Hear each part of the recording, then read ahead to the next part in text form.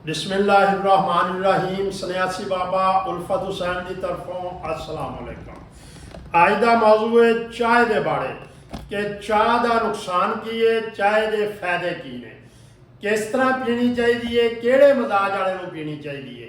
चाय जिहड़ी है इहदे च चिटन काफीन ये जोजे दा ये जेड़े बंदे रोटी खा के खाना खा के फौरी चाह पींदे ने उन्होंने नुकसानात की होंदे ने। उन्होंने नुकसानात ये होंदे ने कि मेदे का खराब हो जाना, हाजमे का खराब हो जाना, मेदे का अल्सर हो जाना, या कि चीनी च चाह ज़्यादा पीनी, शुगर का हो जाना, दिल के मरीज हो जाना। ये अल्लाह के नेक बंदो खाने तो फौरी चाह पीण दे ये नुकसानात ने। एक केड़ा बंदा खाने तो फौरी चाह पीवे, आओ मैं तुहानूं दस देना।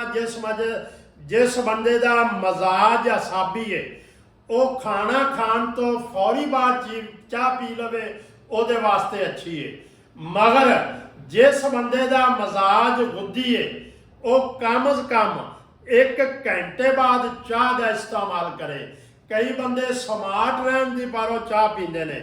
अगर तुसी स्मार्ट भी रहना चाहते हो फिर असाबी मजाज वाले बंदे जड़े ने फौरी चाह पी सकते हैं, कोई नुकसान नहीं होगा। मैदे का, जिगर का, शुगर का कोई नुकसान नहीं होगा, मैदा खराब नहीं होगा। तो जिन्ना बंदा का मजाज गुद्दी है वो 1 घंटे बाद चाह पीण इंशाअल्लाह अल्लाह ताला रहमत करेगा।